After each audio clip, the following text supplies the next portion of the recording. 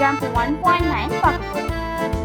Question என்னென்னா, verify AB whole inverse equal to B inverse and A inverse with A and B. A and B வச்சு AB whole inverse கண்டுபிடிக்கணும், B inverse A inverse கண்டுபிடிக்கணும். இப்போது given A and B நம்ம கண்டுபிடிச்சா மட்டும்தான் இதில் inverse பண்ண முடியும். A இன்வெர்ஸ்னால் நமக்கு ஆல்ரெடி அந்த ஃபார்முலா தெரியும். A inverse equal to 1 by modulus A into adjoint A. இதுதான் ஃபார்முலா. இது AB இன்வெர்ஸ் அப்படின்னு இருந்ததுன்னா, இப்போது A இருக்கிற இடத்துல A இன்வெர்ஸ் இருக்கிற இடத்துல AB inverse 1 by modulus AB adjoint AB அப்படின்னு வந்தால் அது AB இன்வெர்ஸ்க்கான ஃபார்மாக ஆகும். இப்போது ஏபியை கண்டுபிடிச்சாதான் அதுக்கு மாடுலஸ் கண்டுபிடிச்சி அட்ஜாயின்ட் கண்டுபிடிச்சி ஏபி இன்வெர்ஸ் கண்டுபிடிக்க முடியும். ஃபஸ்ட்டு ஏபியை மல்டிப்ளை பண்ணிக்கலாம். கிவன் ஏபியை வந்து நமக்கு மல்டிப்ளை பண்ணுறது எப்படி தெரியும்? First row first column, second row second column, அதே மாதிரி தான் பண்ண போகிறோம். இதில் ஃபர்ஸ்ட் ரோ தோ இருக்குது, ஃபர்ஸ்ட் காலம் தோ இருக்குது. ஓகேவா? 0 into 2 0, 0 into 3 0, 0 into -3 0, -3 into 1 minus into minus plus ஆகும். 3 1s are 3 ஆகும். இப்போது இது 2, இந்த இடம் எப்படி வருது? 1 into 2 2, 4 into 0 0, 1 into -3 -3, 4 into -1 -4. இந்த மாதிரி நம்ம ஏபியை கொண்டு வந்தாச்சு. இப்போது இதை சிம்பிளிஃபை பண்ணால் நமக்கு ஏபி ஈஸியாக கிடச்சிரும். இப்போ இதை எப்படி சிம்பிளிஃபை பண்ணலாம்? 0 + 0 0, 0 + 3 3, -3 -4 -7, -2 + 0 -2. இப்போது ஏபி இன்வெர்ஸ் கண்டுபிடிக்கிறதுக்கு நம்ம ஆல்ரெடி ஃபஸ்ட்டு சொன்ன அதே ஃபார்முலா தான். எப்படி பண்ணலாம்?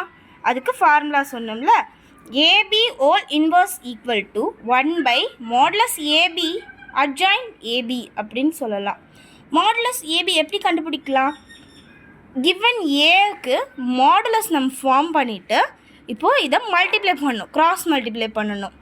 -7 into 0 ப்ளஸ் மைனஸ், ஆல்ரெடி இங்கே நடுவில் ஒரு மைனஸ் வர வேண்டியது இருக்கும், இதில் வந்து -6ன்னு இருக்கும். மைனஸ் இன்ட்டு மைனஸ் ப்ளஸ் ஆகும், அப்புறம் 6 அப்படியே வரும். ஓகேவா? திரும்பி சொல்கிறேன், மாடுலஸ் ஏபி இருக்குது, அதுக்கு இப்போ ஏபிக்கு வந்த அந்த சொல்யூஷனை மாடுலஸில் போடணும், ஆப்போசிட் சைட்ஸை மல்டிப்ளை பண்ணணும். நடுவில் ஆல்ரெடி ஒரு மைனஸ் இருக்கும், 2 3s are 6, இதுவும் மைனஸில் இருக்கிறதுனால -6, மைனஸ் இன்ட்டு மைனஸ் ப்ளஸ் ஆகும். 0வால் என்ன டேர்மை மல்டிப்ளை பண்ணாலும் வர ஆன்சர் 0வாக இருக்கிறதுனால இந்த 6 அப்படியே வரும்.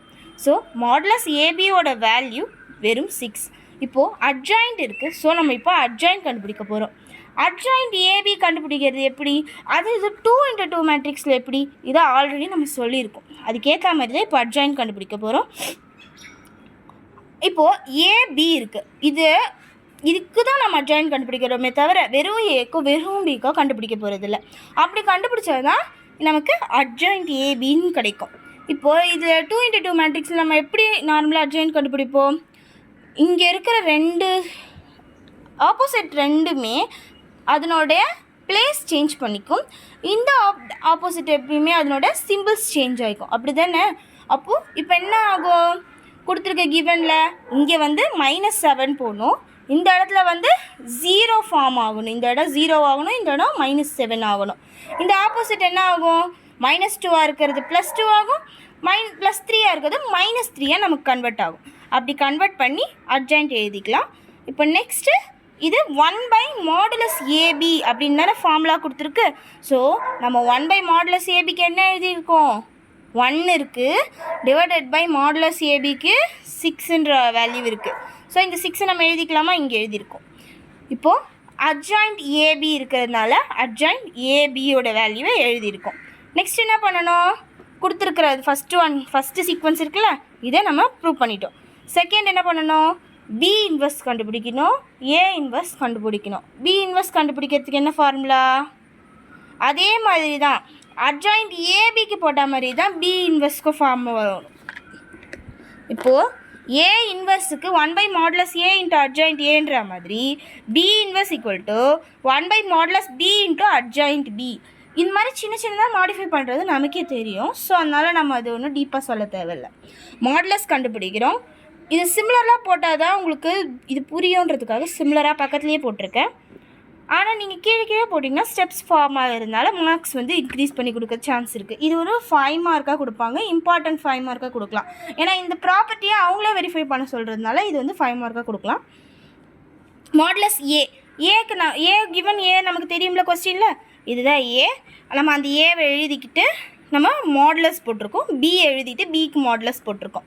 இதை கிராஸ் மல்டிப்ளை பண்ணோம். 0 × 4 0, -3 × 1 -3, நடுவுலேயே ஒரு மைனஸ் வரும்னு சொன்னால அந்த மைனஸ் தான் இது. ஓகேவா? இந்த பக்கம் என்ன வரும்? -2 -1, மைனஸ் இன்ட்டு மைனஸ் ப்ளஸ் ஆகும். 2 1s are 2, 3 × 0 0 ஆகும். ஓகேவா? இது ரெண்டுத்தையும் ஆட் பண்ணால் 2 வரும். 0 + 2 2. இங்கே வெறும்னா 0 இருக்கிறதுனால இதை ஆட் பண்ணால் வெறும் 3 வரும். மைனஸ் இன்ட்டு மைனஸ் மட்டும் ப்ளஸ்ஸாக மாதிரி 3 வரும். இப்போது ரெண்டுத்துக்குமே அட்ஜாயிண்ட் கண்டுபிடிப்போம். நீங்கள் கெஸ் பண்ணுங்கள் எப்படி அட்ஜாயிண்ட் வரும்? நம்ம ஆல்ரெடி சொன்னது தான், அங்கேயே சொன்னது தான்.